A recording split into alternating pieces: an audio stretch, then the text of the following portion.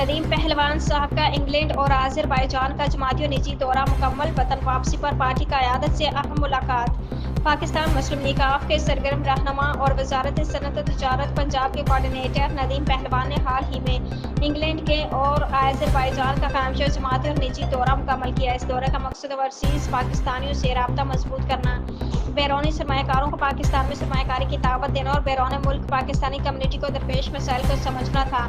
دورے کے دوران ندیم پہلوان صاحب نے مختلف کاروباری شخصیات اور سرمایہ کاروں سے ملاقاتیں کی اور انہیں پاکستان میں سرمایہ کاری کے وسیع مواقع اور حکومت کی جانب سے فراہم کی جانے والی سہولیات سے آگاہ کیا۔ انہوں نے پاکستان میں انڈسٹری، ٹیکنالوجی اور انفراسٹرکچر کے شعبوں میں سرمایہ کاری کی دعوت دیتے ہوئے ملک میں موجود ممکنات پر روشنی ڈالی۔ وطن واپسی پر ندیم پہلوان نے پاکستان مسلم لیگ آف کے قائدین چودھری شجاعت حسین اور چودھری صالح حسین سے اہم ملاقات کی۔